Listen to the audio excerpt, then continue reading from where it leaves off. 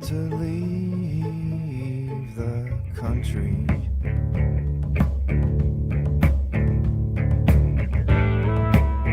though there was some nice folk there.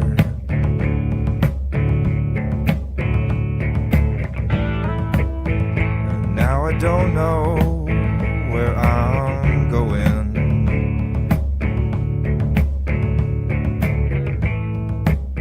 All I know is I'll hit the ground running.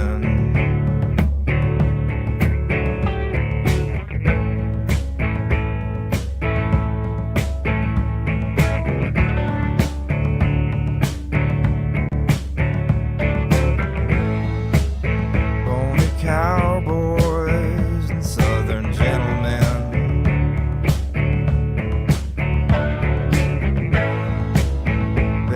women that'll never mend.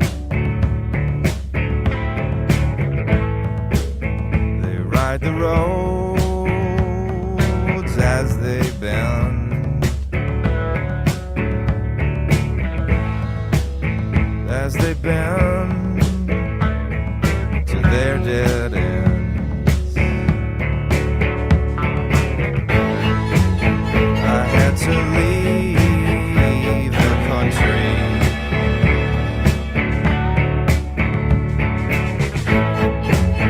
though there was some nice folk there.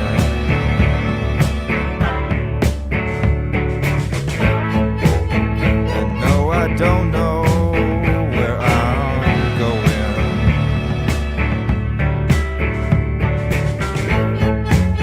All I know is I'll hit the ground running.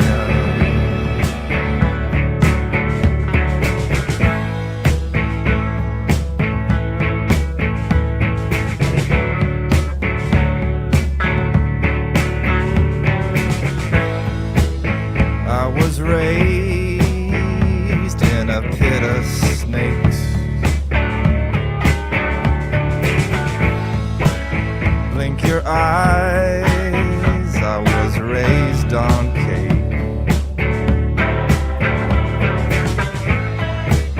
I couldn't memorize a century of slang,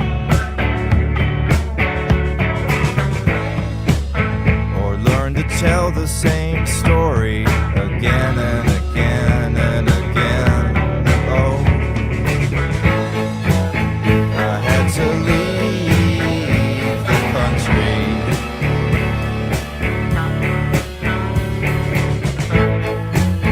though there was some nice folk there.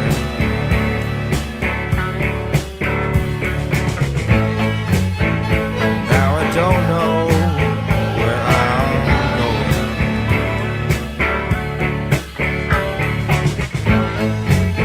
All I know is I'll hit the ground running.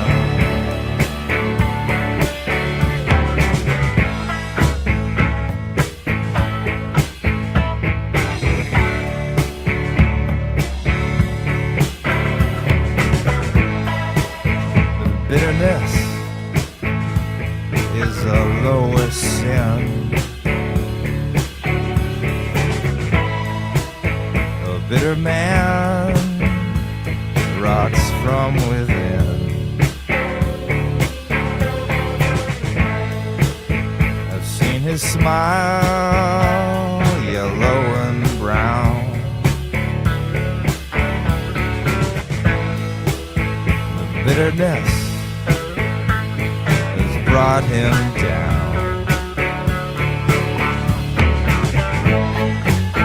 I had to leave the country,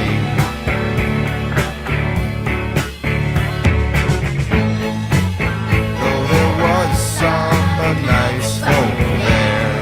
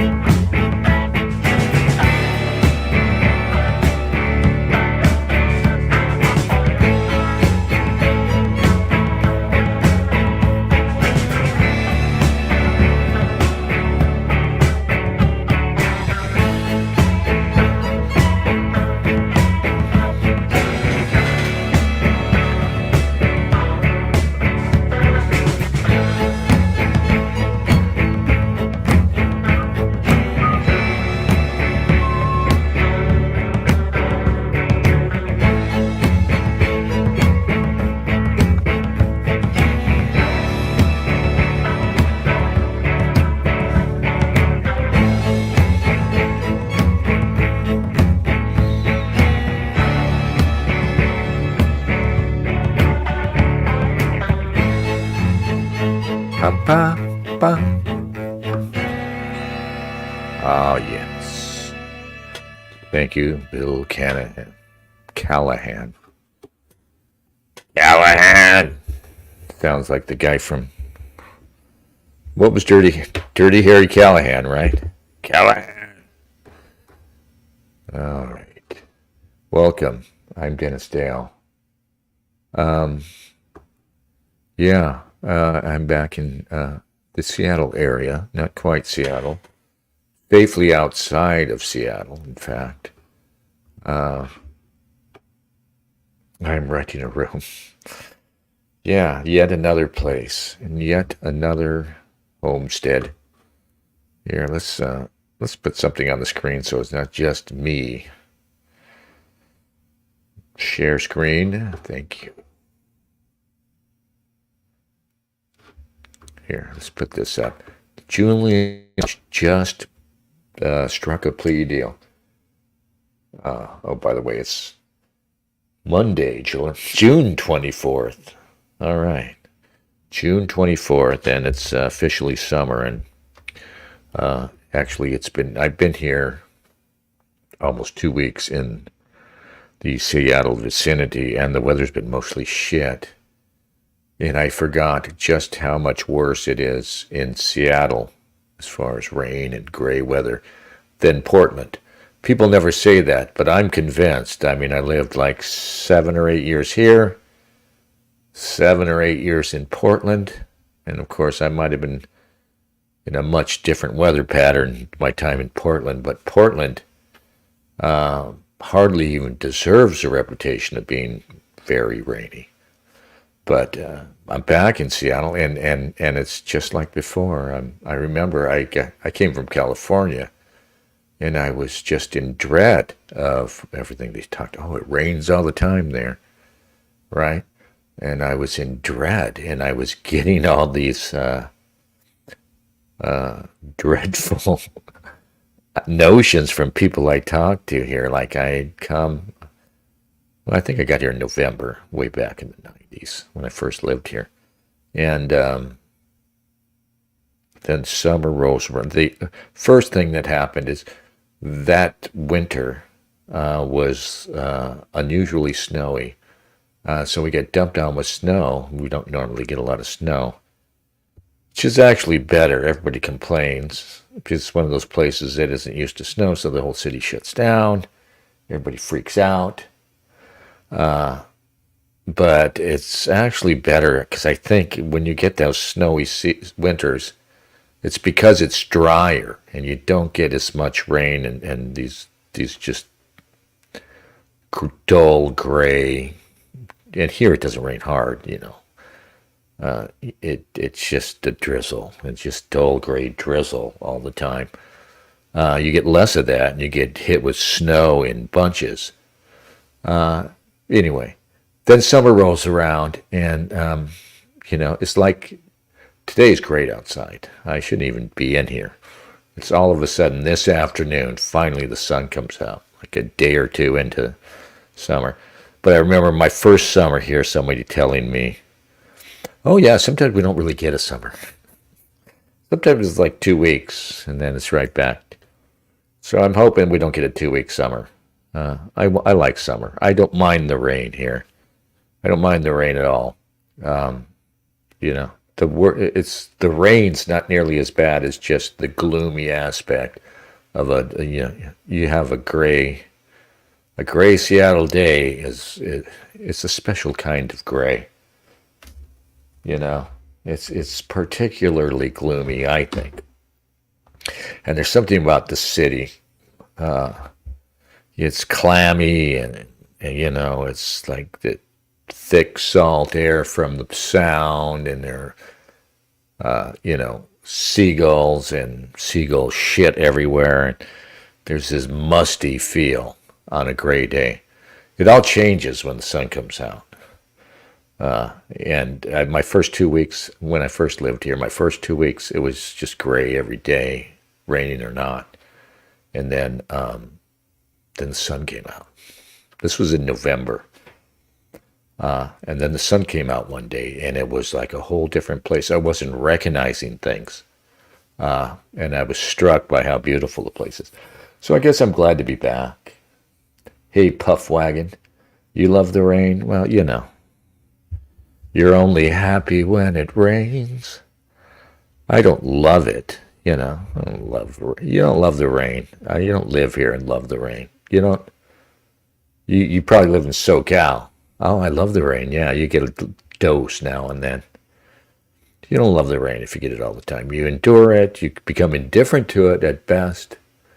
You don't love it. There's nothing to love about water coming out of the sky.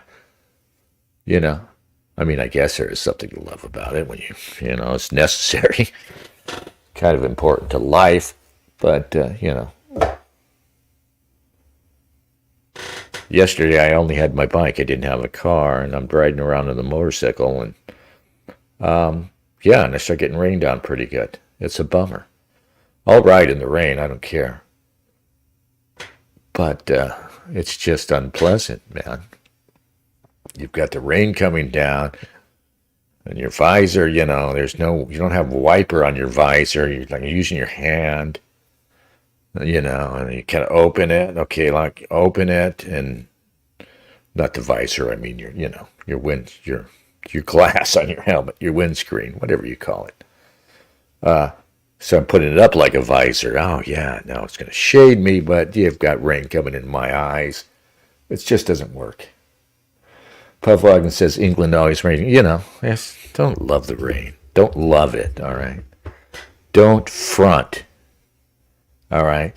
Because it's contrived. You don't love it. I don't care what you say. You don't love it. You might be used to it. It might mean you're home. You might love it because you associate it with home. If you're from here, if you're from Old Blighty, yeah, maybe you can say that, but don't love the rain. Just like you don't want to be a Californian and fall too much in love with sunshine. I mean, I was down there, right? I just spent a year down there. And I was seriously thinking about moving back down there. And a good thing I didn't find work. I didn't find real work. I might have. If I had found the right job down there, I might have just stayed. But it's awful. It's horrible. And the weather's horrible. It's sunny all the time, warm all the time, but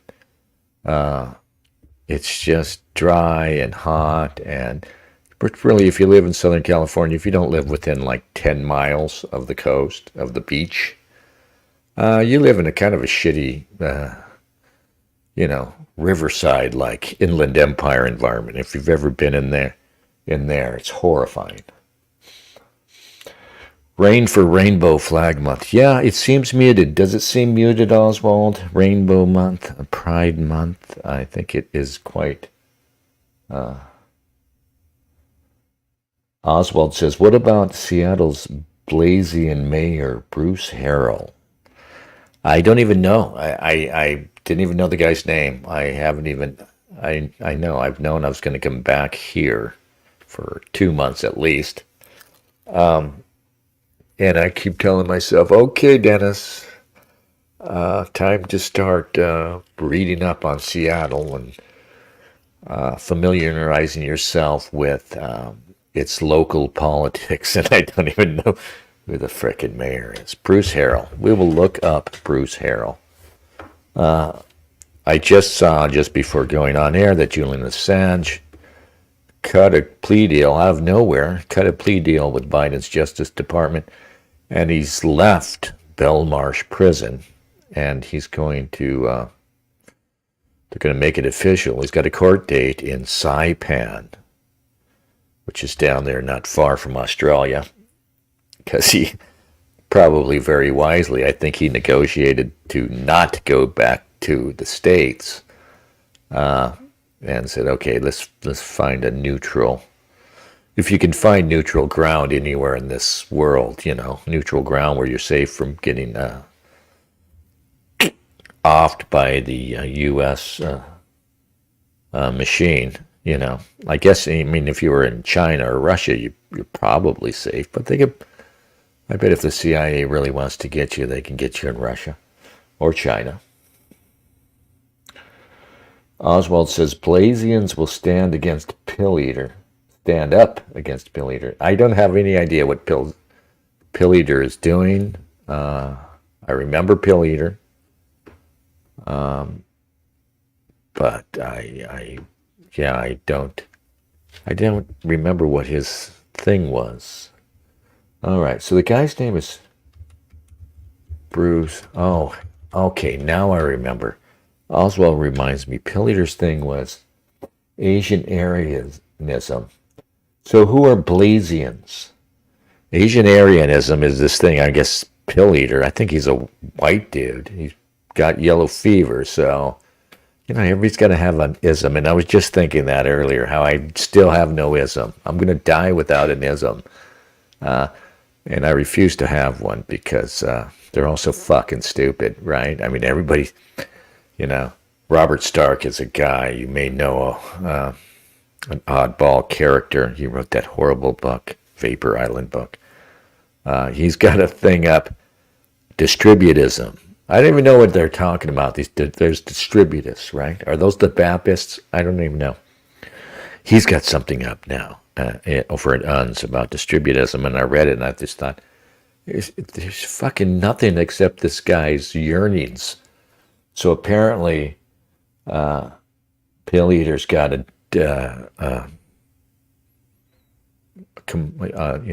continual or a congenital case of yellow fever. So for him, it's going to be Asian Aryanism. And, for others, it's, whatever floats their frickin' boat, right? And it's also stupid. I just want nothing to do with it. And I hate that, the dissonant right. And that's what it is. We're the dissonant right out here. This broad, everybody who's right of center. It's such a chaos of stupid ideas and trite nonsense. And I'm on Twitter too much. X, whatever the fuck you call it. Hey, Art Bell. My man, Art Bell, in the house. I smell Bell. Right on, bro. You've probably been following this, and this is something I've been talking about. Post October 7th, a very real split occurred, had to occur, the schism.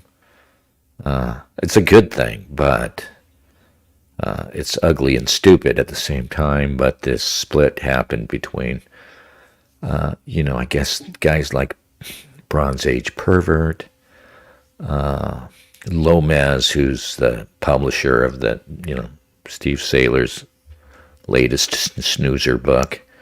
A guy who calls himself Raw Egg Nationalist, who just sucks balls. And others who are guys who are Jews or Judeophiles, who,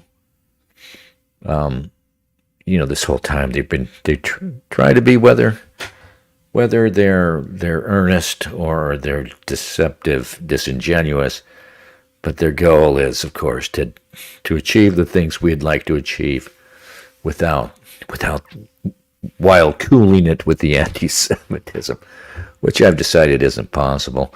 And I wish I didn't have to be, anti-Semitic. I wish I could just be cool with just everybody, man. But obviously you can't, and obviously you have to address this problem. And obviously you have to consider the very real possibility, I think, likelihood that we can't live together.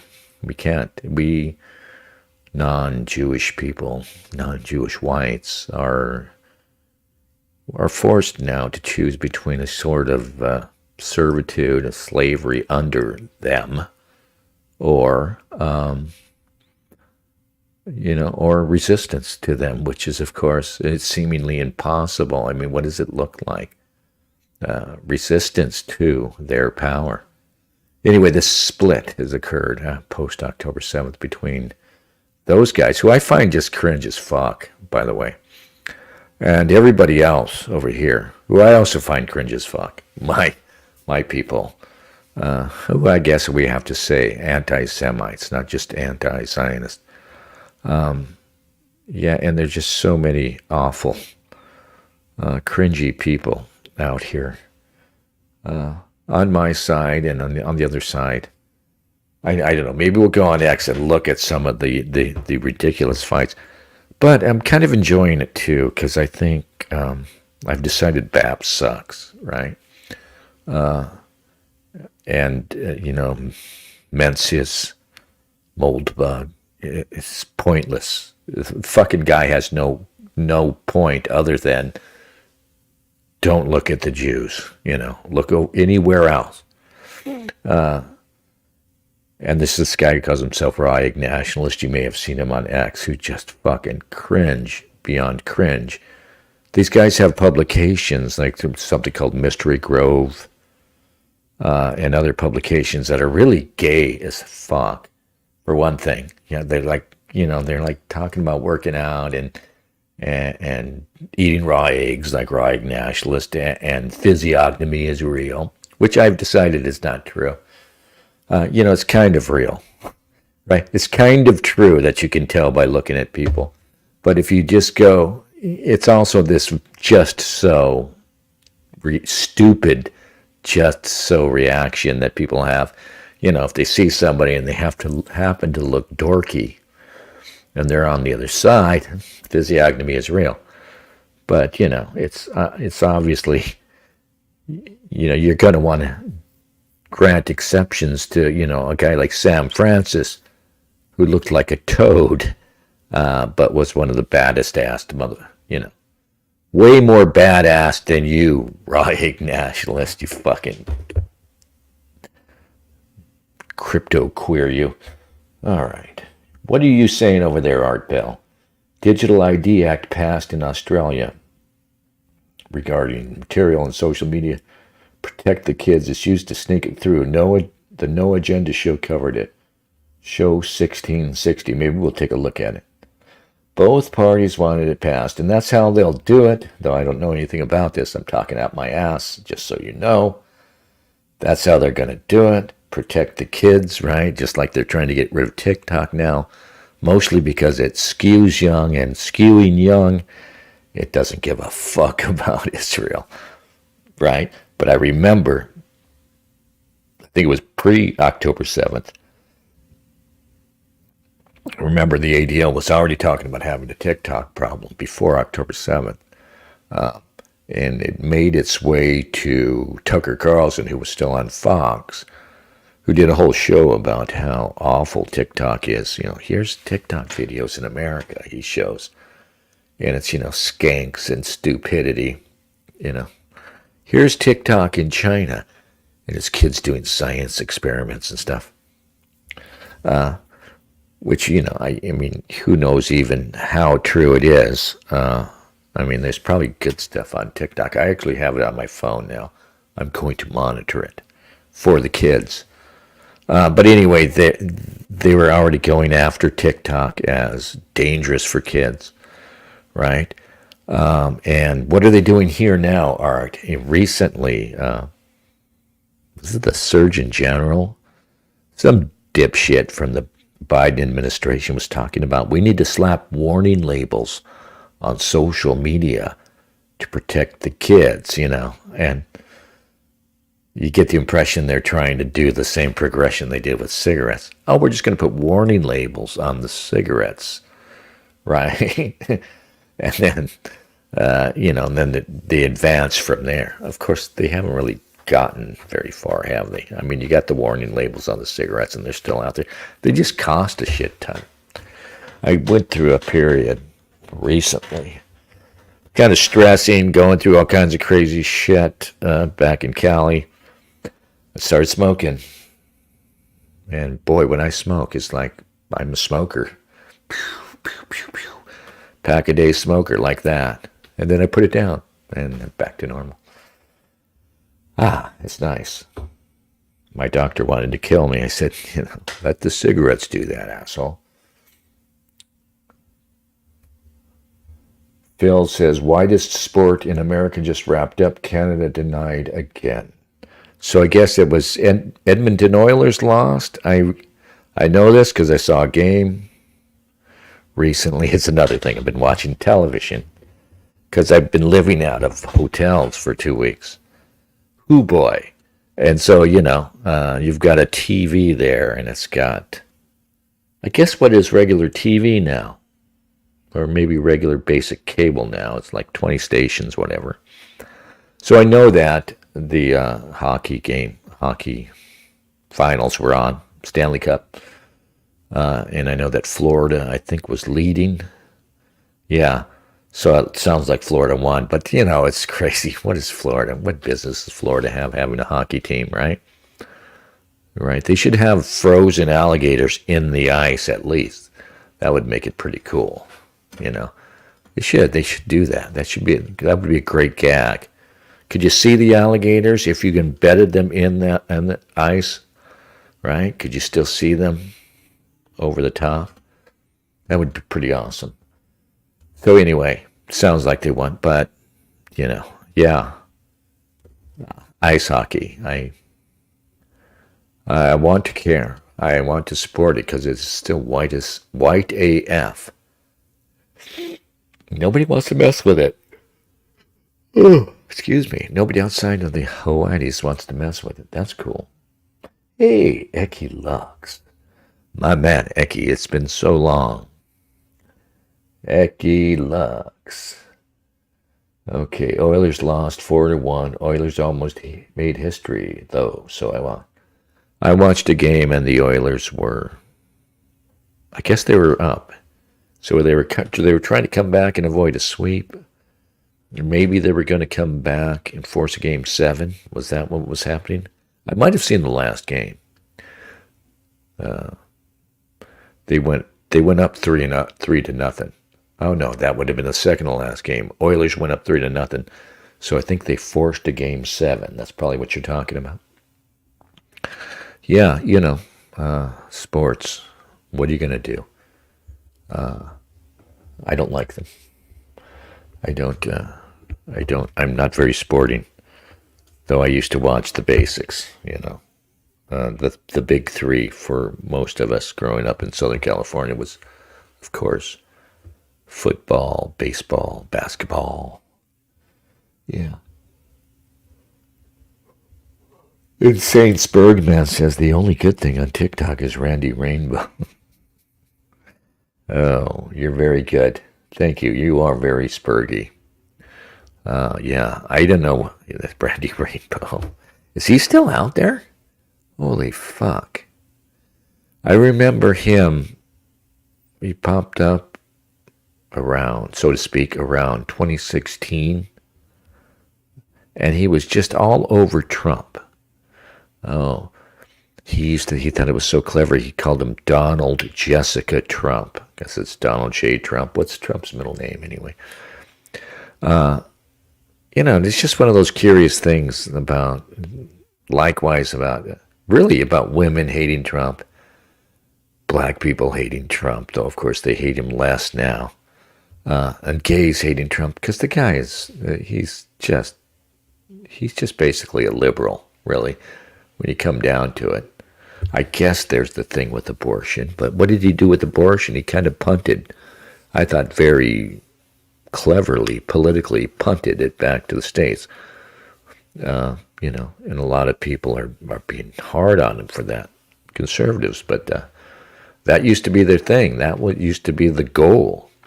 Turn it over to the States.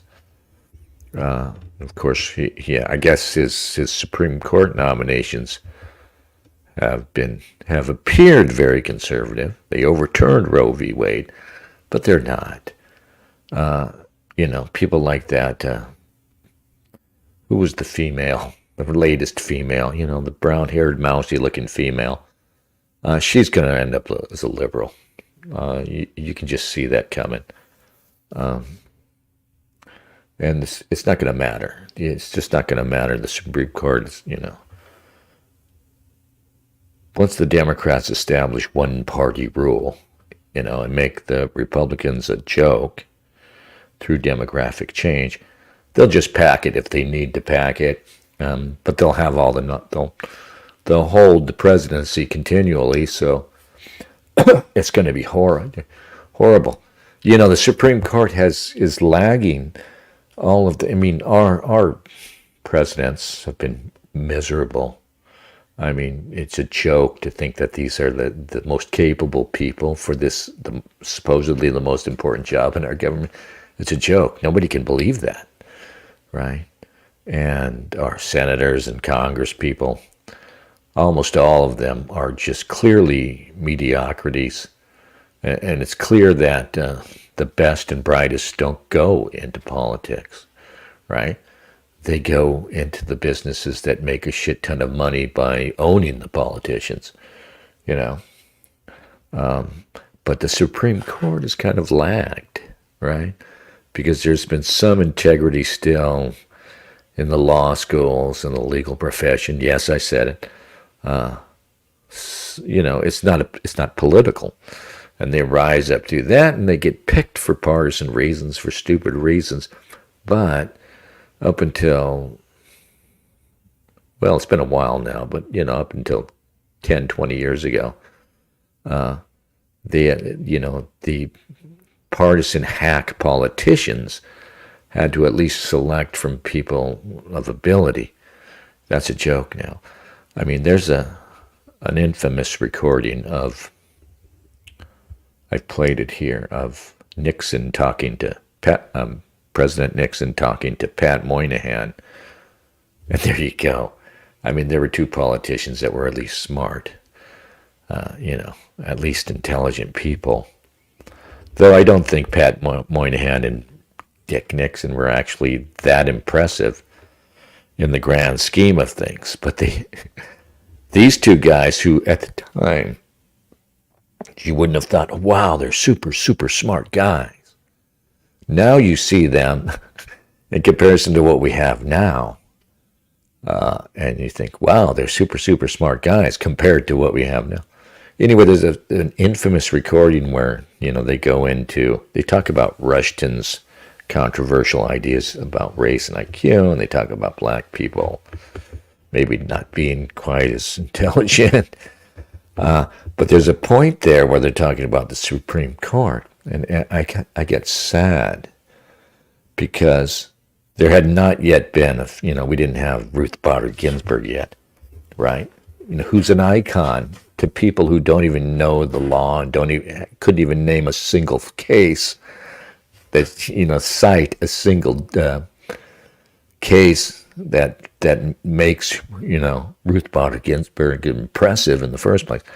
Anyway, they're talking about the Supreme Court, which at the time would have been mostly white guys, maybe mostly white Protestants. The phone. Sorry. And it comes up, somebody says, well, there's no question, and they both agree, there's no question we could never have a woman on the Supreme Court. That would be freaking crazy. Oh my goodness, this is the weather report coming down. Are you kidding me? Is today Tuesday? No. It's Monday, so Tuesday, summer's here. Summer is here. Another thing about moving back to Seattle is all of a sudden the weather is not so predictable. I mean, in Cali, they nail it. It's easy, I guess. It's usually sunshine. But here, it's like, one day they're predicting rain, and all of a sudden it clears up. Or they were predicting sunshine last week, and then it's freaking raining. Okay. Eki Lux. Well. Eki Lux. How do you feel about Randy Rainbow, Eki? You've stopped streaming, you say. King Kush says, Eki, I heard you're going to wrestle Smashing Pumpkins WWF. You mean WWE?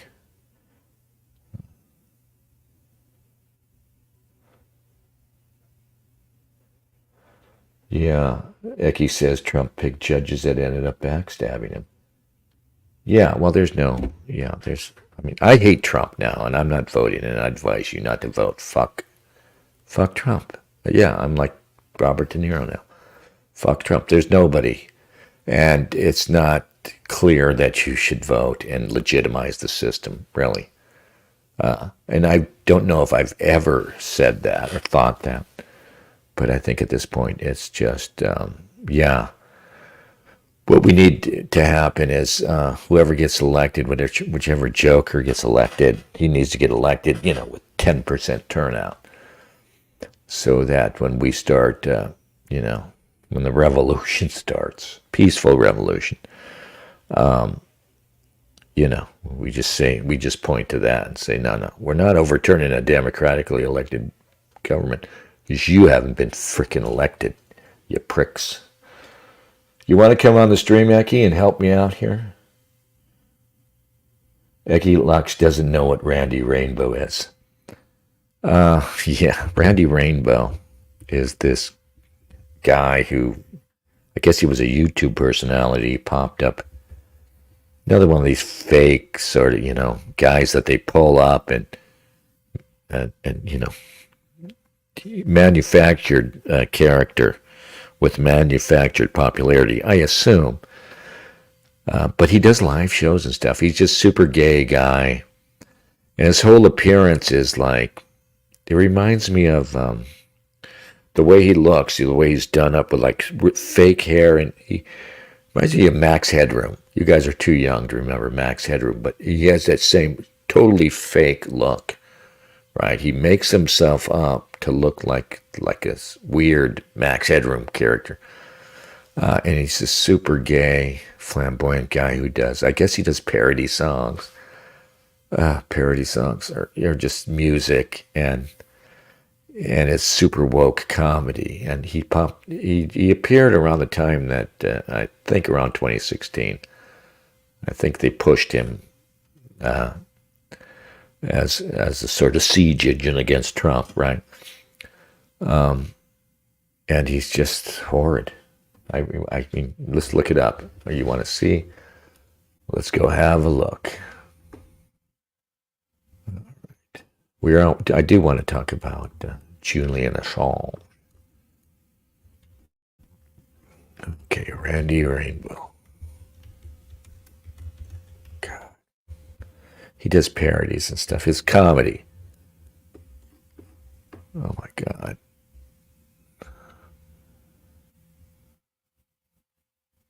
Oh my God. I just got to, which one do I want to try to endure?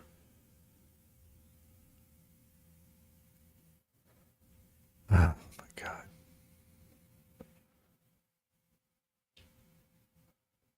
Oh, I guess he was on American Idol 13 years ago. Okay. So this guy's been around forever. All right, let's go ahead. It's just so fucking dreary. It's just like cue the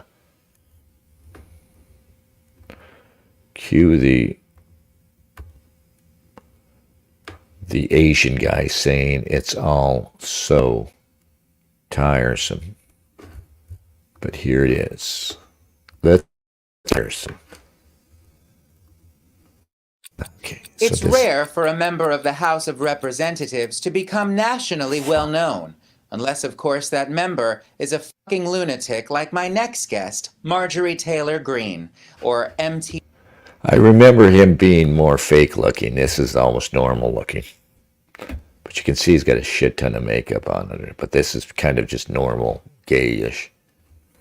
E.G., as she more commonly refers to herself when she can't remember her full name. We told Marjorie I was This is different. He's gotten a little better, I think. He used to do it really stylized, really hippie, and there's a certain gay style that you'll see in these comedy acts. I think he's toned it down a little.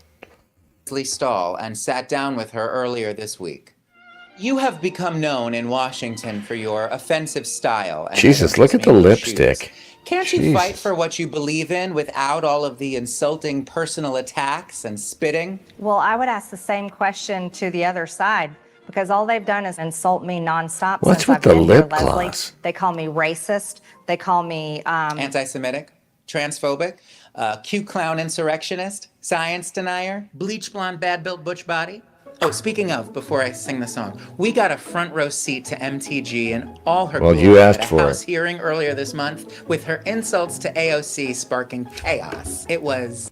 Oh, yeah, I saw that. It was all the girls. We shouldn't have women in leadership positions, obviously. I mean, the worst one was the black babe, right? The worst one was the black chick, of course. You know, I didn't know Marjorie Taylor Greene. I mean, I don't know how I feel about her. Yeah, the lipstick is just weird. I mean, why would he be wearing lip gloss? He looks like a desperate man. He looks like a desperately happy We are man. back with Republican nominee, fresh from his latest court appearance, Donald Jessica Trump. Thanks so much for being here. Absolutely. Oh, Now, that's I know so you've funny. been You're going to do it gagged, so I every will not ask you fucking anything time. about your trial. Tell me everything. It's a crooked legal system, very crooked. That's why people are leaving New York. Speaking of people, some are speculating on who your running mate will be. Any teasers about who's on your list? They come from prisons, many of them. They come from mental institutions and insane asylums like Silence of the Lamb. Yeah. This is the closest that he got to a joke so far, that one. Hannibal Lecter, I wonder if he's one of them. Okay. She just went right to the Hannibal Lecter part when you asked who you're going to pick, and then Hannibal Lecter said. Anyway. And he sings. He does, he does lots of singing. Yeah, so he's just here he is apparently auditioning for American Idol. Okay, let me call you back. I'm going. Oh, no. Okay, so that's not real. That's just another bit. 13 years ago? As but this is 13 years ago. Yeah, so the idea with Randy Rainbow, of course, is rainbow means he's gay as fuck. And Randy, I'll remind you, is British slang for horny. So that's just so brilliant, right? Like I said, it's all so tiresome. It's all so tired. From Empire of Dust, that's the name.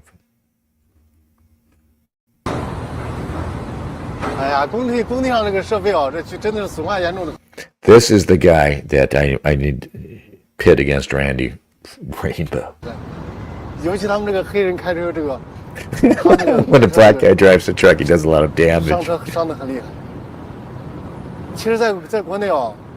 In China, the trucks are well maintained. That truck is at its best when it's only 4 years old. But this truck here is only 2 years old, and already it's almost useless. I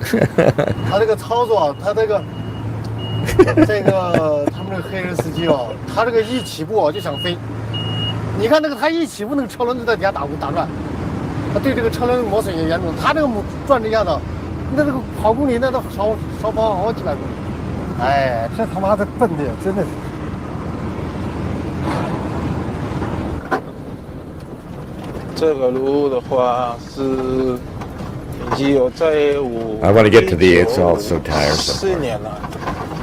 1954年那个僵尸之后，那个50多年了，50多年了，对，50几56，快56年。但是那就是他们比利时人给你们修好以后，你们再没出过煤油的。对对对，没破过，没有人管那个事情。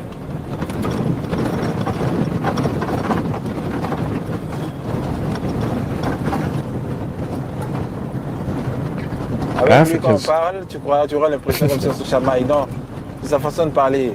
Il parle comme ça. C'est sa façon de parler. 我当时晚上有事，我当时赶的时候，有时候发电机很那个，所以说实话油也少了。抓住那种就是感觉可蹭的包。What country is this guy in? Does anybody know what country this This documentary's in.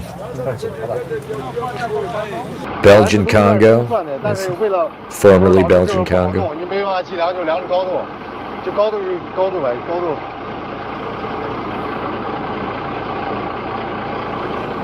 升的是刚6厘米是吧？每天下班的时候给他量一下高度，就把高度给他记。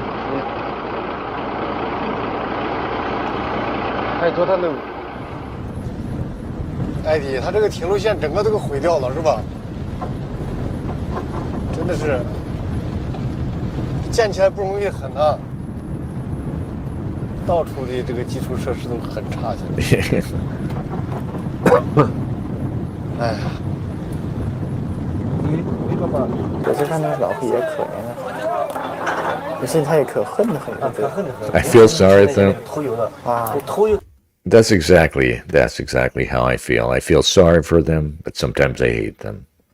I think I just always feel this same confounding mixture of hatred and sympathy for their stupidity.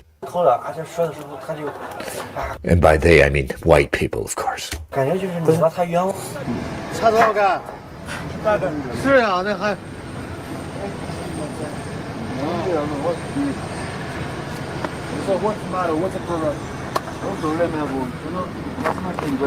他说跟你那个人撞车丢错了，撞车的那个人。他现在说的能起作用吗？那能起作用吗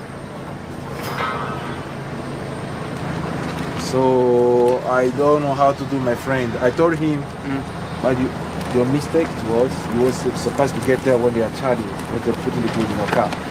The car that you're gonna drive, you have to check what kind of food and the quantity. And they hand up a truck. 就是那个肯尼亚那个人，肯尼亚那个司机不是刚果人。Here it comes. 哎呀，这是真难搞。That's the money line. I just had to get to that. All right. By the way, he's Kenyan, not Congolese, so that's okay. Yeah. King Kush says the China Road and Bridge Corporation is a state-owned enterprise that specializes in infrastructure development. Yeah, so, the Chinese are, we'll just mute this and play. The Chinese are, doing stuff in Africa, building stuff, and people are talking about how they're doing it right. They're building infrastructure. Well, so did we. So did the Europeans, The Chinese will be a little smarter about it, and they won't try and dictate to them how they should run their countries. They really just want the oil and whatever resources they're going for in whatever particular country, and they're going to pay for it. You can't really, the Chinese model, you can't really blame it, but you can't really fault them for the way they're going about things. The Chinese are very smart. They know that ultimately we can't compete economically. We just can't. If they just keep going like they're going, and if we keep going like we're going, there's no chance. They've already got a bigger economy.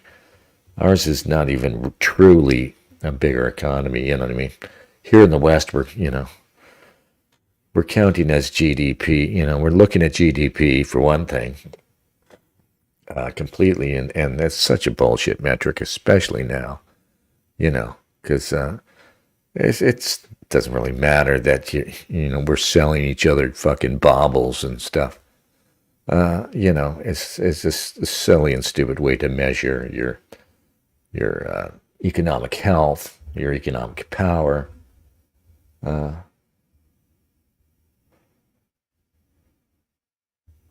King Kush says he saw that on a truck.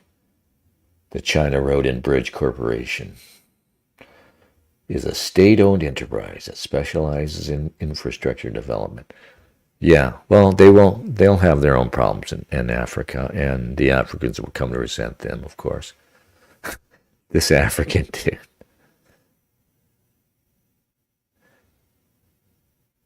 He just listens to this shit.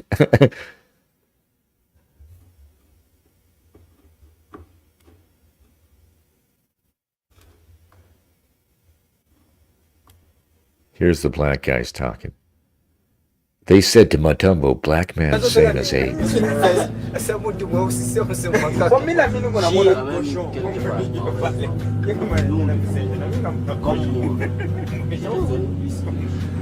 See, what they're going to get, though, the Chinese, they're going to be like that guy. And they're going to have guys like his helper who just smile and take it and think, yeah, you're right, yeah. But underneath, there's always going to be this festering, Conrad-esque heart of darkness, hatred brewing, and then one day it's going to be Audio Africa, right? Have you seen Audio Africa? That's the one to watch. Everybody should, they should, in schools, it should be like, okay, we're going to watch documentaries. First one we're going to watch is Africa Audio. And then we're going to watch The Pyre of Dust, Yeah.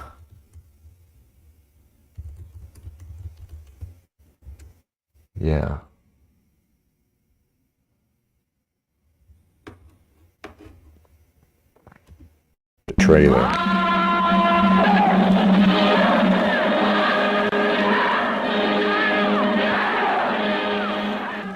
This is today's Africa. A new Africa. An Africa you've never even imagined. Untouched jungles, wild tribes, and colonial mansions. That old Africa is dead. Africa, adio.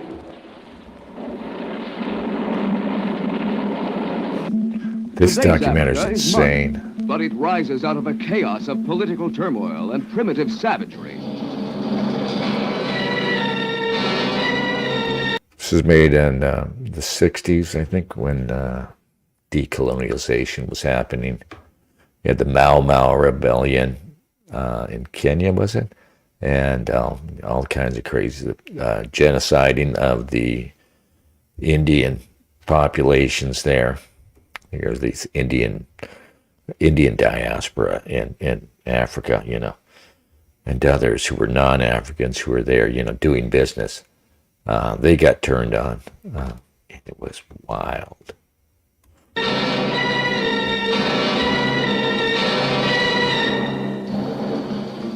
Some of the legendary Africa still exists. A few great tuskers, a few huge hippos.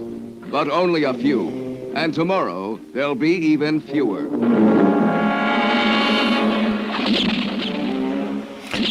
Yeah, a lot of it's about these poachers who just go out there and kill all this beautiful wildlife. Look at that. That's fucking horrible.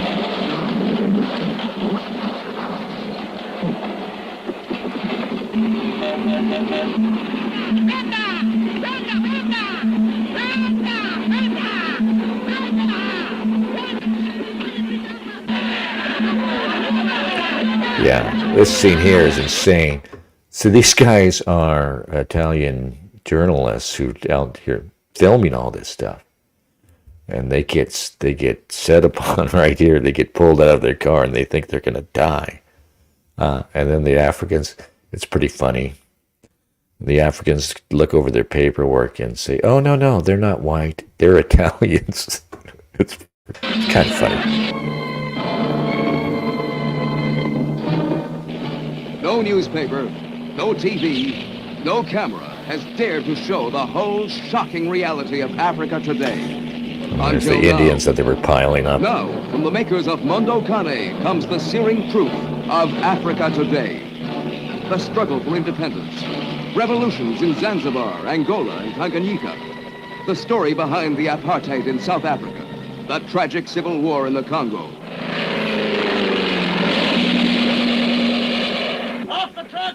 For 3 years, Jaco Petty and Prosperi carried their cameras through the burning heart of Africa, right into the heart of the action, often at the risk. Yeah, there's these crazy white mercenaries running around there too. It's fucking nuts. Of their lives. And the film they brought back records for history some of the most shocking, tragic events of our time. Salabut, allez, on y va, Moutou Nayo. Moutou, c'est pour le mécanisme, moi, monsieur. Pas mourir! Mon commandant, pas mourir! Mon commandant! Mon commandant! Crazy.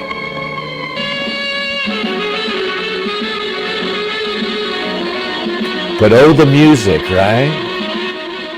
And they'll make great soccer players. The whole picture of Africa today, in a film so uncompromising, so bold, that it has ignited a blaze of controversy. The New York Times. Don't get me started, Phil. Reckless. But the Saturday Review says it's one of the best films ever made. It is. It's insane. Is it so dangerous that every foot of it should be withheld from the Fuck, public, look at that poor as bastard. one critic suggested?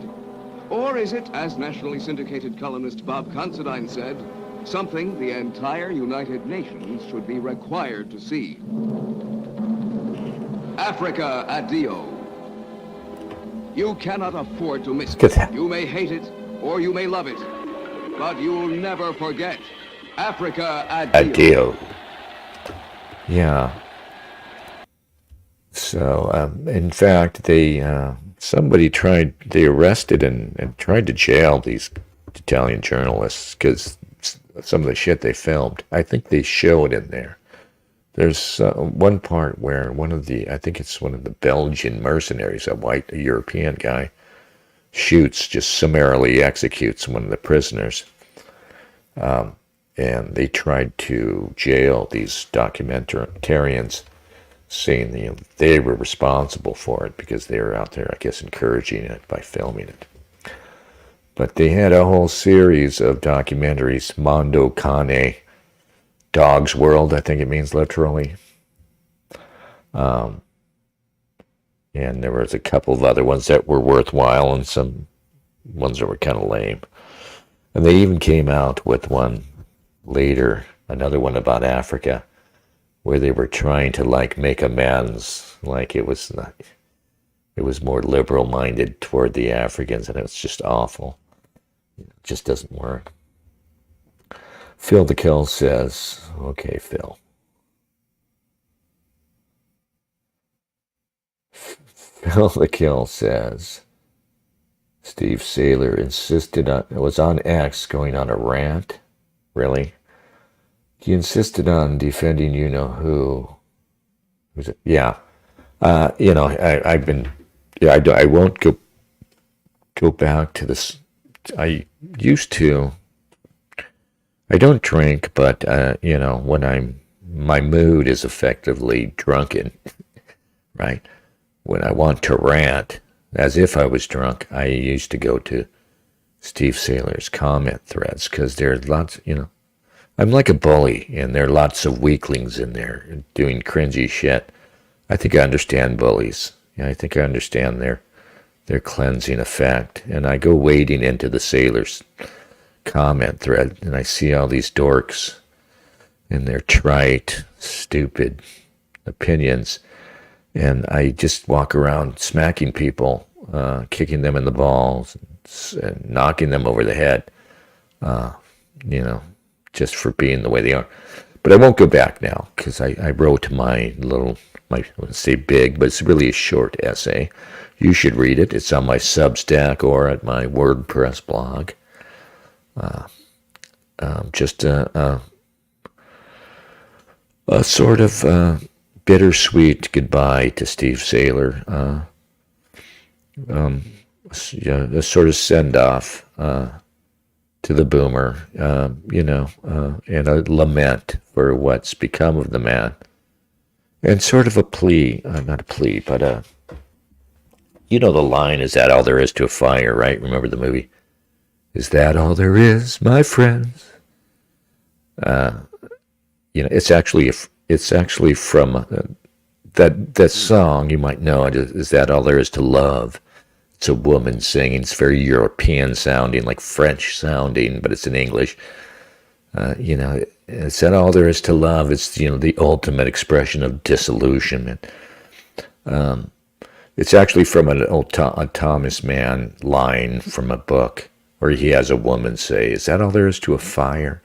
She was a kid and she saw a fire, spectacular fire, house fire or something. And all she could think was, is that all there is? That's my feeling towards Saylor after years of, I'm kind of embarrassed to say it now. Shouldn't be. But I'm kind of embarrassed to say that for years I considered this guy great, a national treasure, I would call him. Doing great work. But you get to the point now where, it's been 4 or 5 years. It's really since Trump showed up.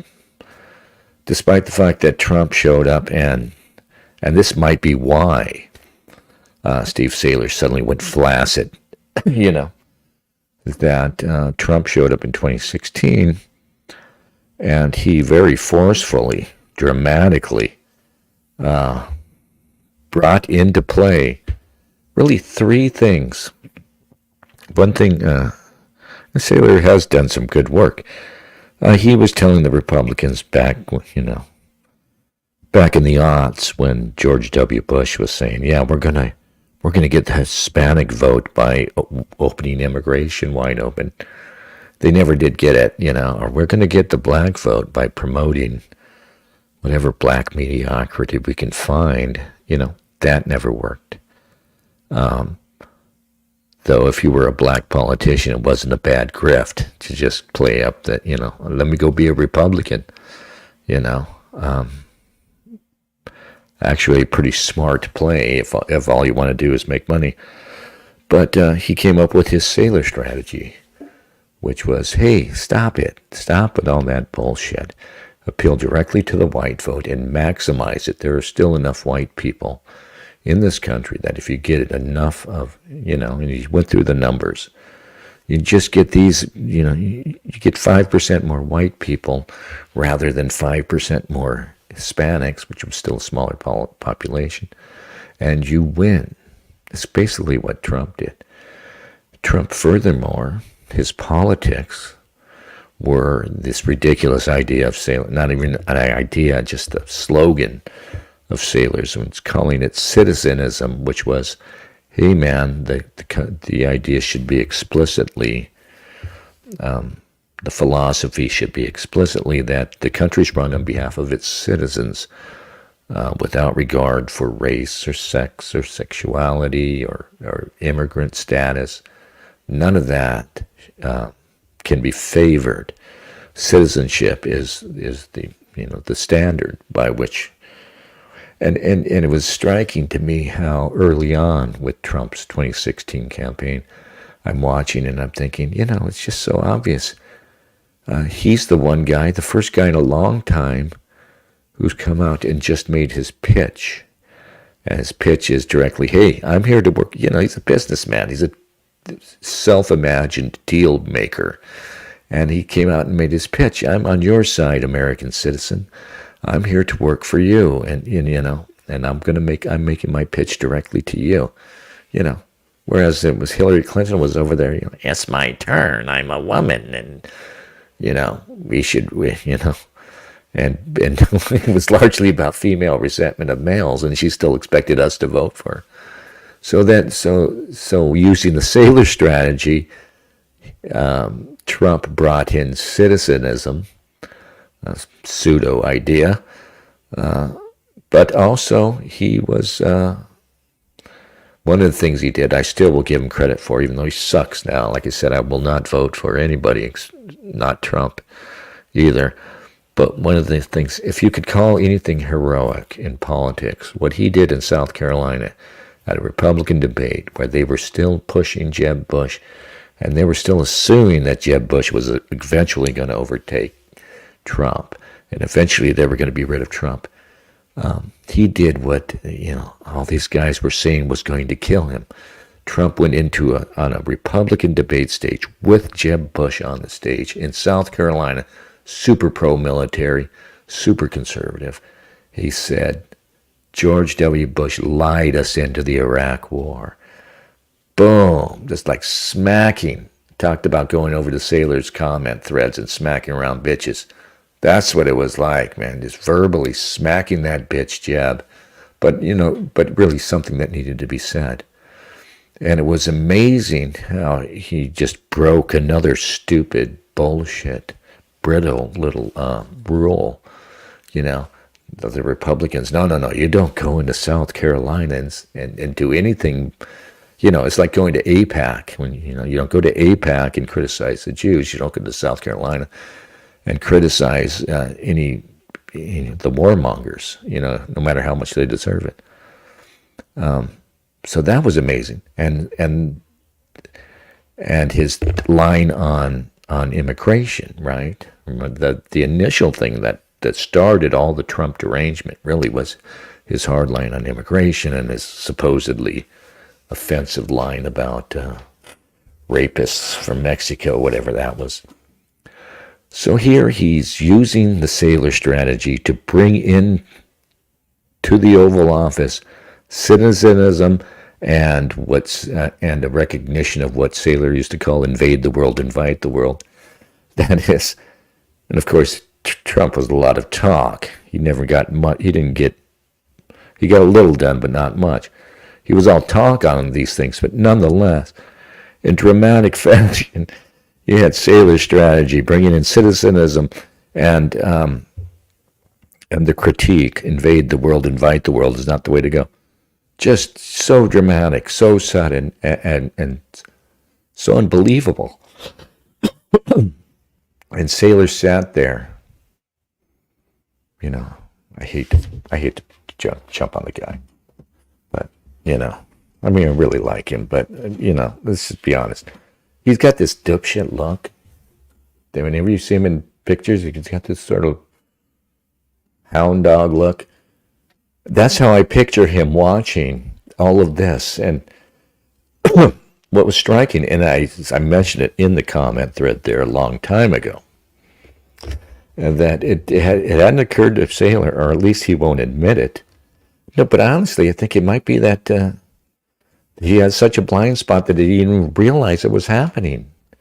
But what I told him in this comment thread, what I just told you guys, that Donald Trump is your ideas. He's bringing your ideas into the mainstream, and they're reacting not just to Donald Trump, but to your ideas. And did the guy? Did he ever say it? Did he not once did he recognize that?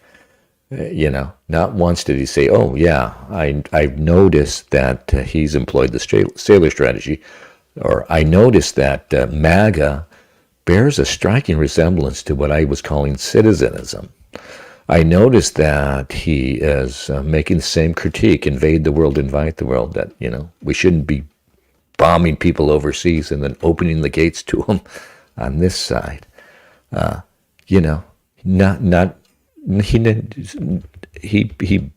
ignored Trump as much as he could.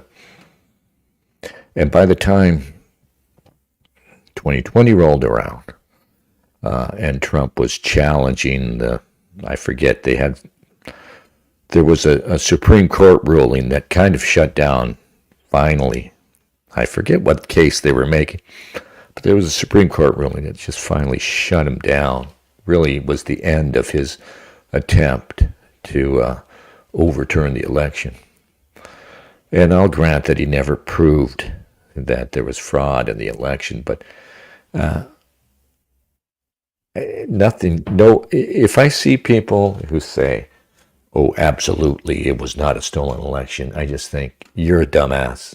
You're a fucking robot. I'm not saying that it was stolen. I know they didn't prove it was stolen, but to be certain that it wasn't because it wasn't proven in this environment, it's just, you're not an honest person. You're either fucking really stupid, or you're not very honest. What it is really, I think people like Saylor, they were glad to be done with Trump. Ooh, no more of that. No more of this, for a guy like Saylor, there's all this probably stress and tension that he was, expected to go in and defend this guy that he hates. He hates him. He hates Trump the way that Charles Murray hates Trump. Charles Murray of the bell curve, who's, despite his image, is like the cuckiest fucking guy in the world. It's the nicest, Scottish Protestant cuck you could ever fucking imagine. Who he doesn't just hate Trump. Murray hates Tucker Carlson. You saw Murray tweeting that he misses the old Tucker Carlson. Neocon. Tucker's a dipshit too. I'm not defending Tucker. I think Tucker's kind of despite the fact that he's plenty old enough now, but he's still this aw shucks putz. He's still falling for shit, and he's still not going to, go all the way. But anyway, yeah, Charles Murray doesn't like Tucker Carlson's, new iteration, and misses the old bow tie wearing Tucker Carlson who defended the Iraq War or whatever. This is what we're dealing with. So yeah, having said all that about Steve. Now October 7th happens, and what I was talking about earlier, a split happens, right? So there's all the Jewish and Judeophilic Thalerite types on one side, and all of us, frankly, anti-Semitic guys on the other. And so Steve, starts dipping his toe into. In my essay, I said he was kind of half-hearted in his attacks on his defense of the Jews and his attacks on anti-Semitism. And he's written a couple of things recently about the Protestant roots of wokeness. I don't think I even read it, but I'll concede the thesis readily that obviously liberalism is born in. It's an Anglo thing, really. I think of John Stuart Mill, right? Yeah. So he's talking about, the origins of woke and progressivism specifically are in, among the Protestants. But it's also stupid to think, because to say that, okay, ergo, don't blame the Jews for all this insanity that's happening now. Never mind that wokeness is obviously a distraction. I've always told people, I was telling Luke Ford back in the day, I don't have to make all these fucking grand arguments put together, like this whole complex argument about how you're controlling things. Prove it, is basically what they're saying. All I need to do is show you how the United States doesn't have its own foreign policy. It has Israel's foreign policy. That's all you need to know. You can reason back from there that they have control. It's not the Protestants who put the Jews Israel in charge of your foreign policy. And if that was the only crime, forget the wokeness, though, which I do blame, obviously. Without Jews, things would not look like this. It's pretty fucking obvious. But even putting that aside, that huge fucking constellation of crimes over to one side, if the only thing was that they had control of our foreign policy, that would be enough to necessitate that we have this fucking conversation about Jewish power. You fucking bitches, you fucking pussies. Fuck you, But let's go back to what Saylor's arguing. Okay, let's say, progressivism, liberalism, they're entirely WASP. Yeah, I agree. But now they're thoroughly Jewish, aren't they? Wokeism is very, very Jewish. They will boast about it when they're not calling you an anti-Semite for pointing it out. They're boasting about it, right? So what does that tell you? Despite the fact that there's no liberal tradition in Judaism, despite the fact that there's no liberal tradition in the Jewish diaspora, they are now in control of this ostensibly liberal, but clearly falsely liberal, woke, whatever you want to call it, regime. A regime that is really about, this world order, for lack of a better word. That's actually the best phrase for it. This world order that fakes liberalism, but is in fact all about control, isn't it? It's all about control, and it's all about slavery, labor slavery, debt slavery, an impoverishment of the people, of their rights, right? So, what the fuck are you paying attention, Steve? Right? Oh, let me show you how all these earnest white liberals, through Mel, through the Boston Brahmins and all these people, how they came up with all these ideas about tolerance and individual rights, and act like that's where we are, and act like that hasn't been hijacked, Anyway, time for a break. It's all idiotic, and I hate to even think about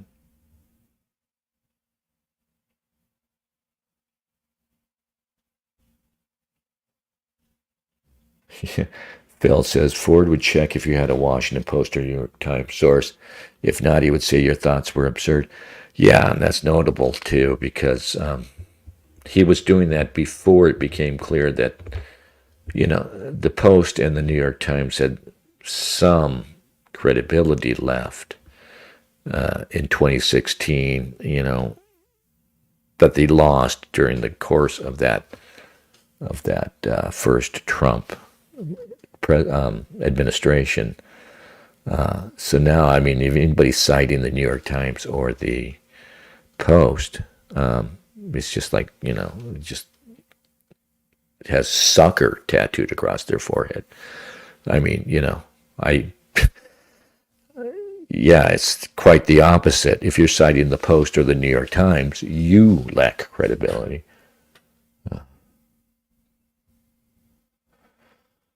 Phil the Kill says, yes, his recent book is published by a chosen owned company, I believe, or his agent is one that, it's Passage Press, yeah. And this is another reason. I don't go back, but I had one last squabble over there, because they have these dorks there. And Steve is kind of weird about this too. So yeah, it's Passage Press, is this small press. I have no idea how they managed to make money. They've been out there a while. The guy who runs it calls himself Lomez on Twitter. He's got a pretty good Twitter handle. Mostly makes sense. Yeah. He got outed by some woke weirdo from Portland, actually. Doxed him. And it turns out he's Jewish or half Jewish. His last name's Keeperman. And so they start, Steve and all the other fruity pebbles over there, I guess Keeperman's kind of a handsome guy. So they start posting pictures of him. This is what he looks like. Physiognomy is real crew. So it's like, oh, glamorous Mr. Keeperman.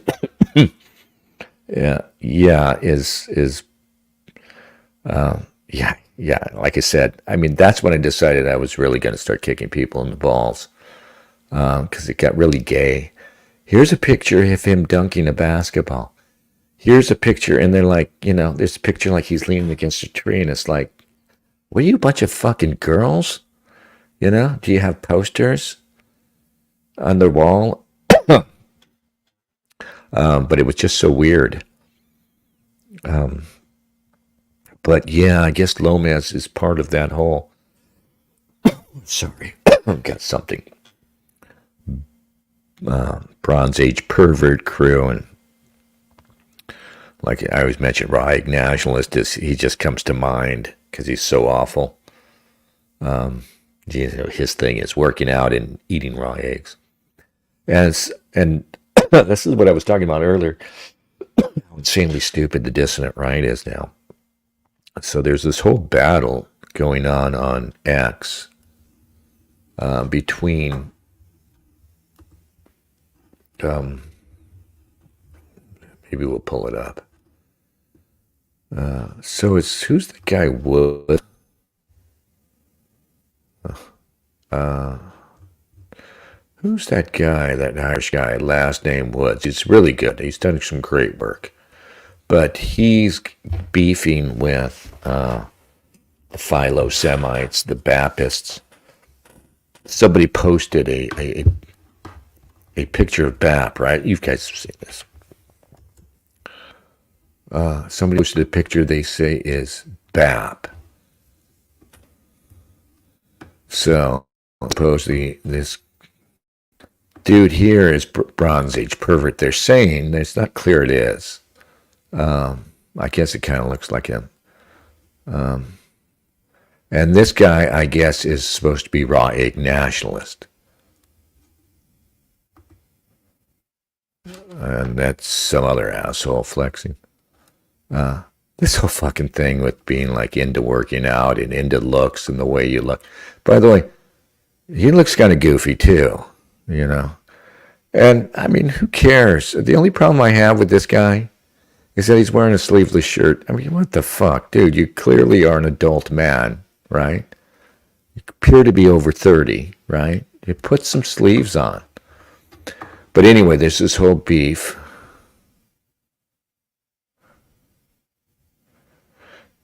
Between these guys who, Bap has pretended to be an Aryan until he got outed as Jewish.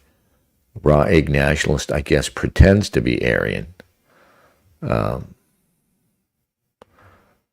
I just don't even like looking at these pictures of guys flexing and stuff. It's so fucking gay.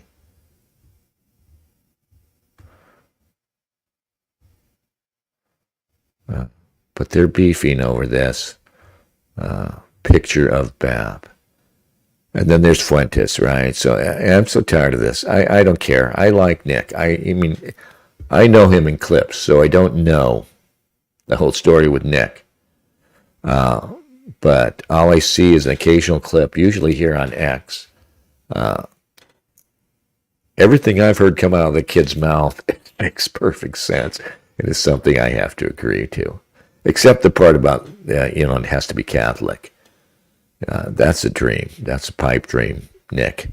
That, America is going to become a Catholic theocracy. It's not going to happen, for one thing.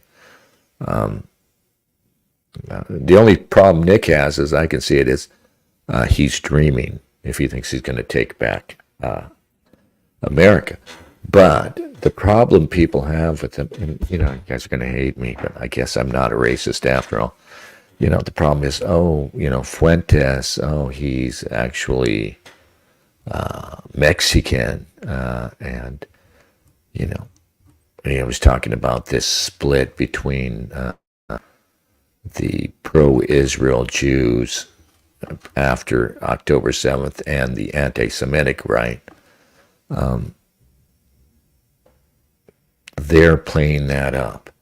So you're going to see a lot of it too, a lot more of this brown people stuff, which I don't even fucking care about. Like I said, there are two groups with whom I have a problem. I don't hate anyone. I genuinely don't.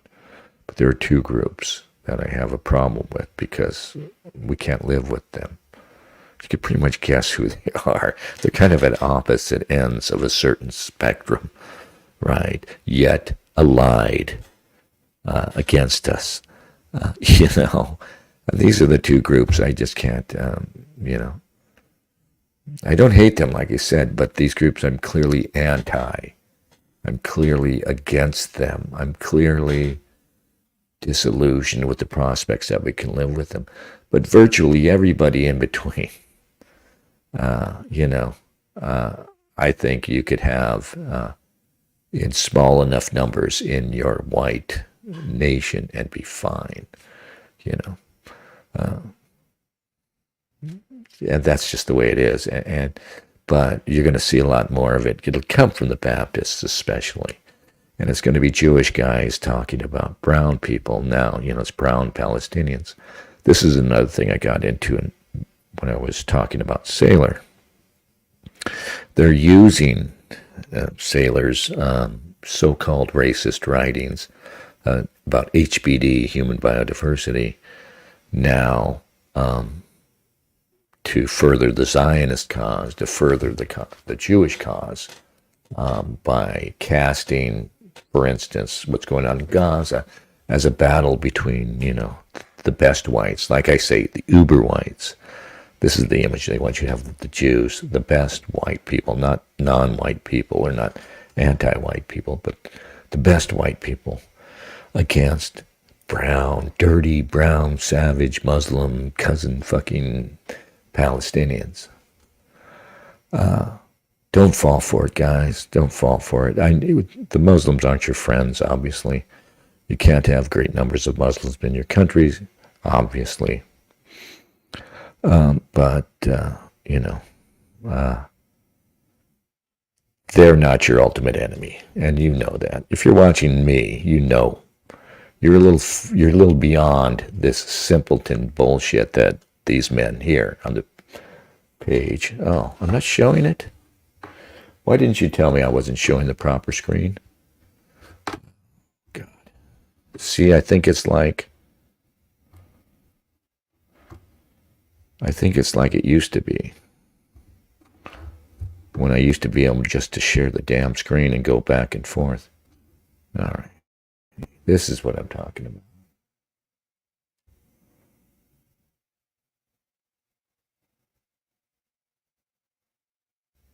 Phil says Nick F. is terrible for reasons. He does have good takes on occasion, but has said far more stupid shit to undo it, in my opinion. Art Bell says JF had 2 shows or 3 about Steve S., showing how he is a guardrail guy. Only goes so far, then U-turns control. Yeah, no, he's worse than a guardrail. He's just a time sink. He's an energy sink. There's no use. There's no point in it. You have to reject these guys. I have to call them out. I think Steve's attitude is kind of like, why do I have to? That's what I used to feel about him. He kind of knows. He kind of knows that they hate you, and he kind of knows who's behind all this anti-white bullshit. But his attitude, I've used to think it was like, oh, but why do I have to? Well, because you're here, and you've established yourself, and you've put yourself up, and you've gained the trust of all these readers by saying that you're a straight shooter and you're a guy who understands things, right?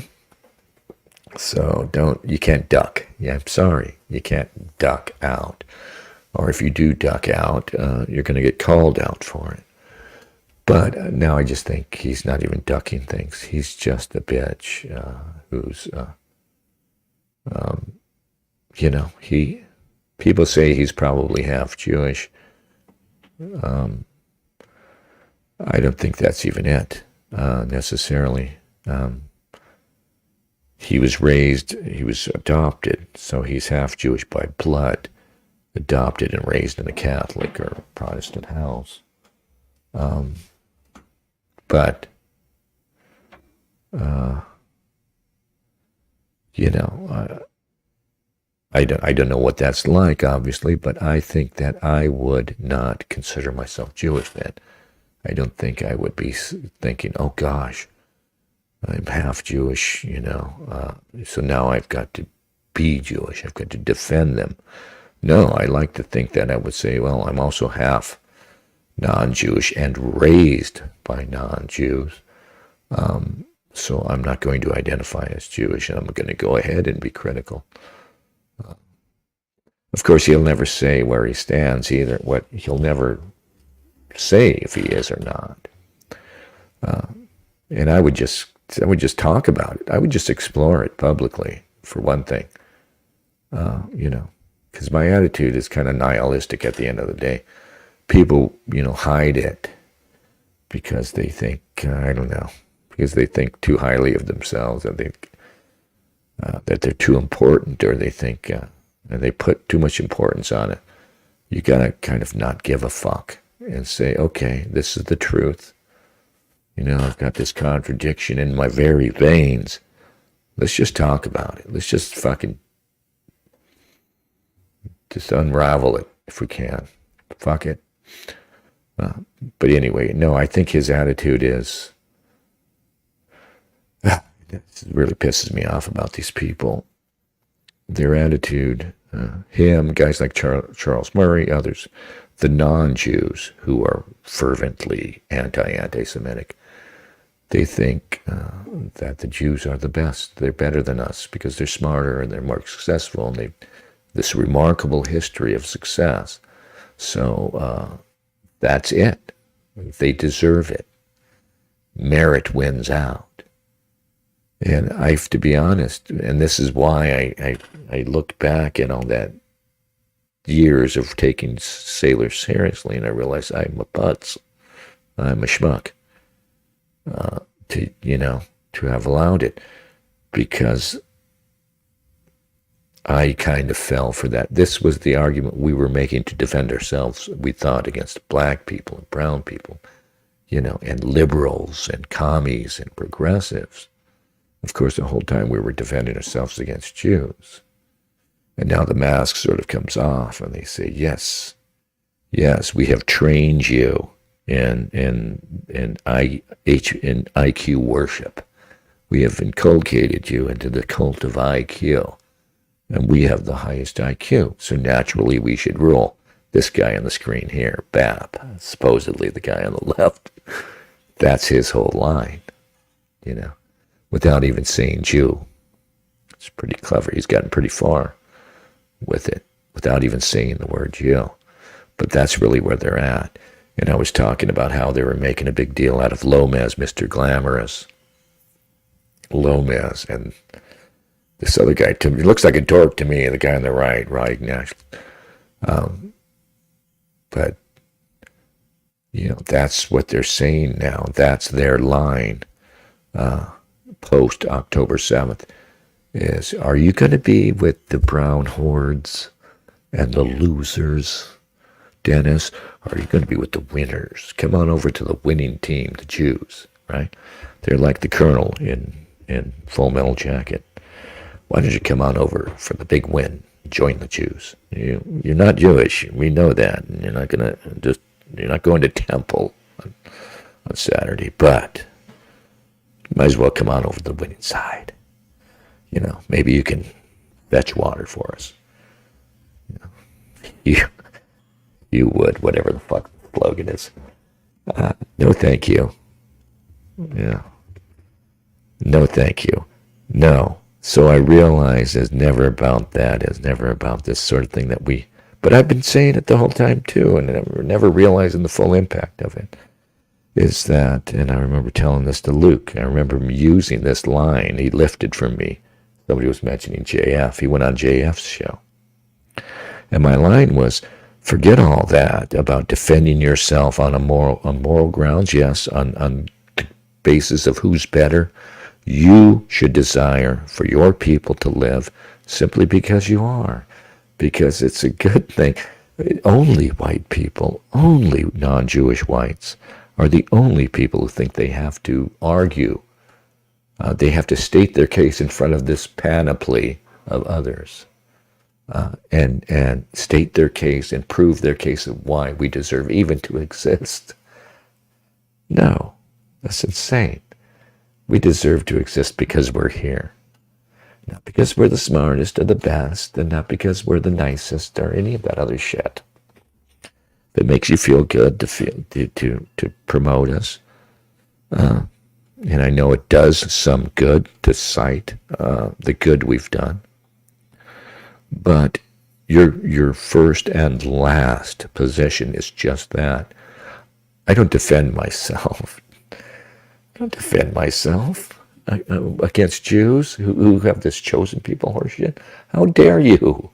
I don't have to make objective arguments for my fucking right to live and thrive to people whose religion is genocide and racism, genocide and chauvinism, genocide and ethnic chauvinism and racism and hate and separation and intolerance is their very religion. I'm not exaggerating. It is. It's not even, you don't even have to go to the Talmud. It's in the Torah. It's in the Old Testament. Not to them and not to any of these other people. these other groups of others who frankly don't even seem to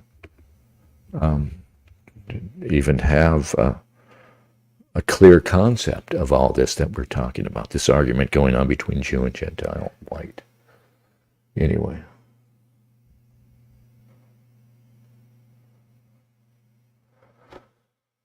Oh.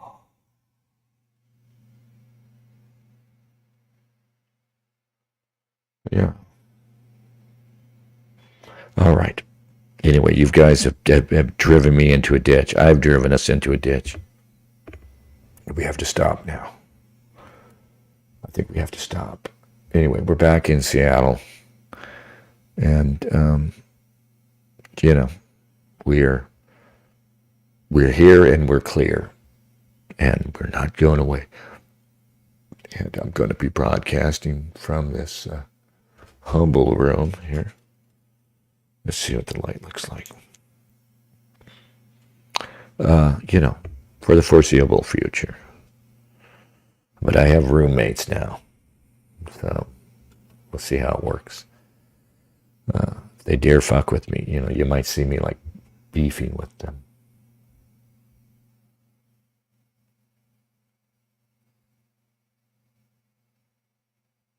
All right. We'll just peruse the chat before we go.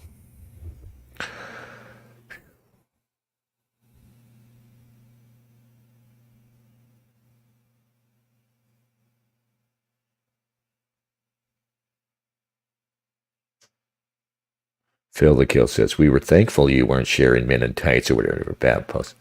Oh, very, very canny of you.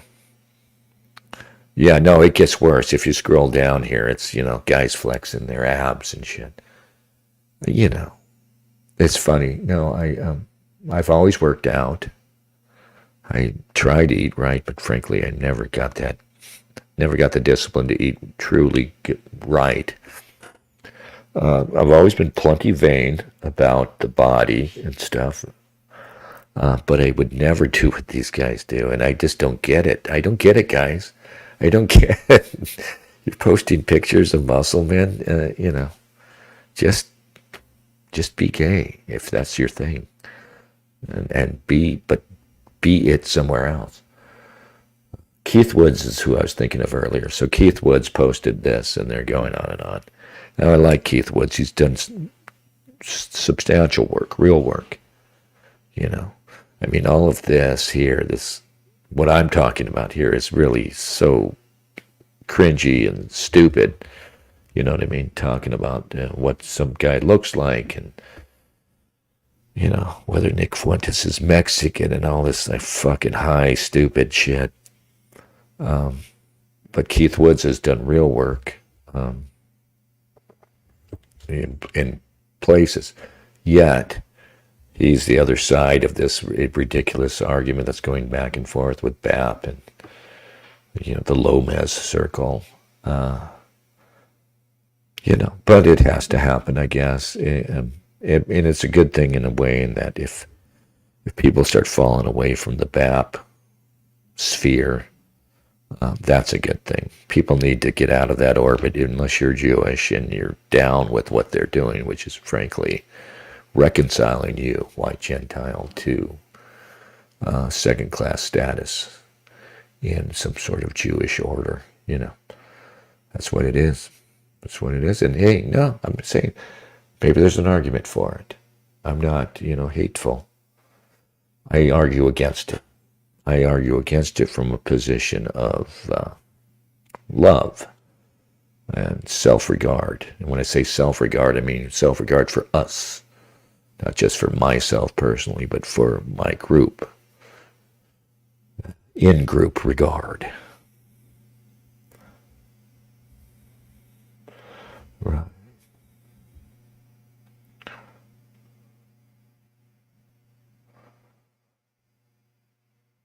Yeah.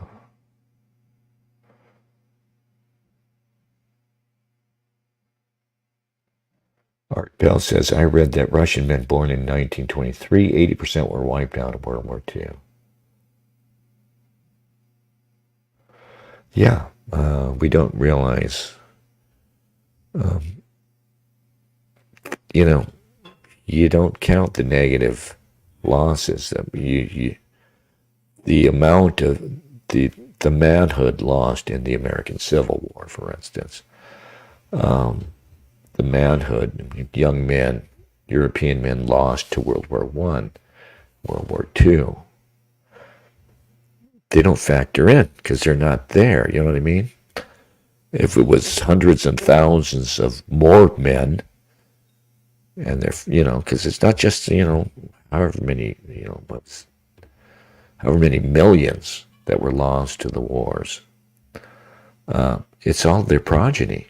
And it is, yeah. I mean, it's cliche, but it's true that these were the best of us. And that's another thing that these, I'll smack Bap for this. Like, look at that face. This guy's posting shit on X, and he's doing this after October 7th, in this environment, when people are wisely telling you, young Hawaiian man, don't enlist in the army, don't die. Don't risk your life serving the U.S. of A. at this point. And I saw something BAP tweeted about, war is good, and, war is invigorating, and we need that value. Shut the fuck up, man. Shut up, dude. Yeah, he's literally telling you, go ahead and die for Israel. Go ahead and die for, because to be honest with you, I have zero patriotism. I live in America. I'm stuck with America. America's stuck with me. I pay taxes here at work. I still care for the fellow Americans that are here, but I have zero patriotism left. I have zero love for what this country's become. I have no defense of it. I have not a single word to defend this. I'm sure not going to use my blood, defend what, Yeah, no thank you. This country has become just like this open sewer. It's flooding the world with this, just the gay stuff, But of course, that's another show. Art Bell says, Dennis, 10 years of millennial and yet nothing to show for it. It's been 10 years that they've had that millennial woes. Do you mean millennial woes is futile?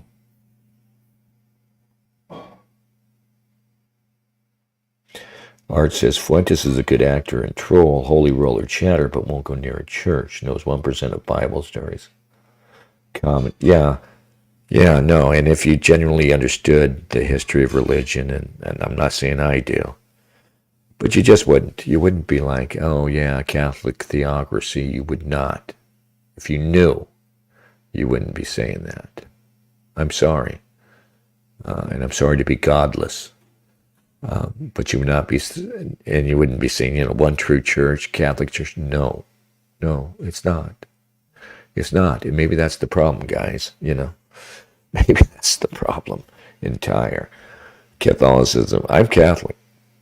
And it was only important when it kept our communities together. It was always bound up with the ethnicity. Irish Catholic, Hispanic Catholics, Italian Catholics, and my people, German Catholics, probably the worst. But yeah. Vasconcelos says 60% of Germans died in the 30 Years' War. No more of this bullshit about war and it's, purifying poor shit. No more. It's a waste. Bankers, beware. Beware. This guy, the guy who wears a sleeveless t-shirt and talks about, the ennobling effect of war. He's got some books to sell you, right? Hey, have you read Storm of Steel, man? I'm going to war against them. That's what I'm saying. And I enlisted,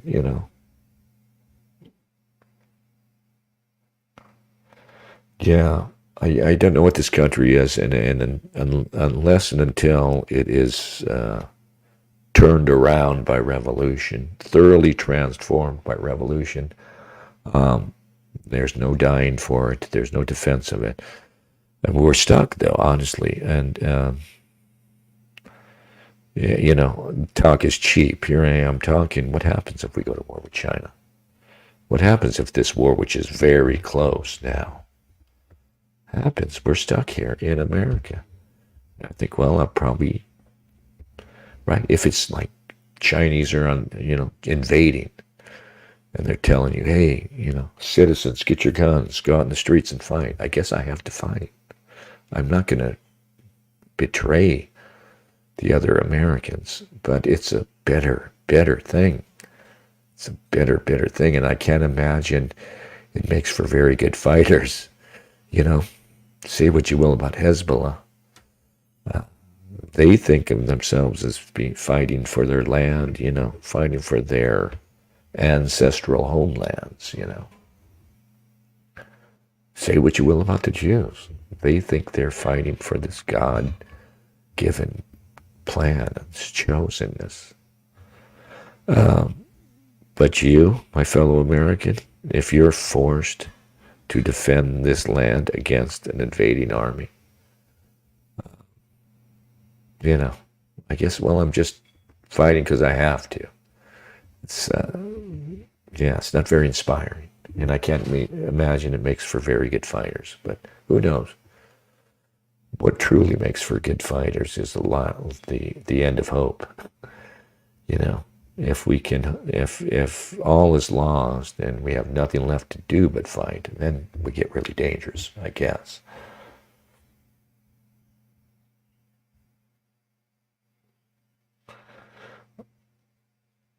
Art Bell says Fuentes is an edgy Howard Stern type entertainer. Yeah, he tries to outrage, doesn't he? All right, let's go. Because I'm fading fast. What's the outro song? You want an outro song? Get out of here.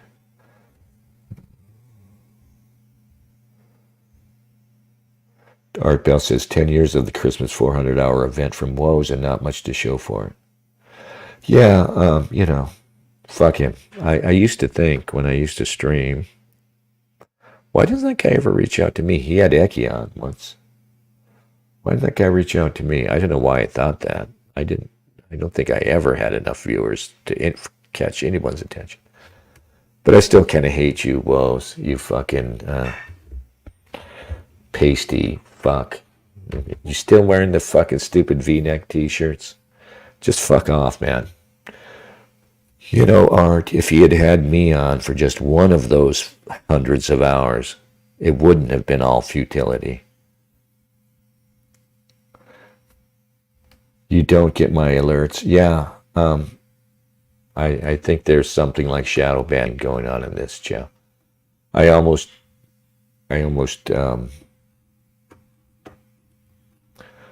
don't care, because I think I wouldn't be able to speak freely if I had anybody watching, you know.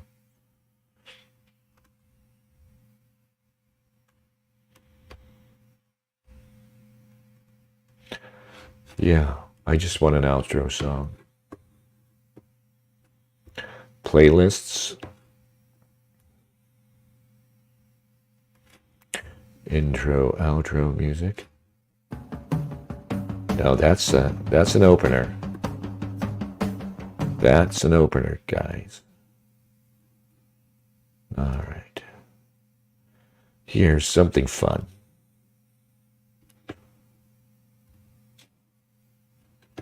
Well, at least I think it's fun. All right. God bless you all.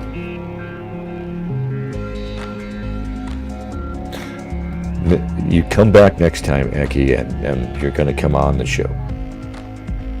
Okay?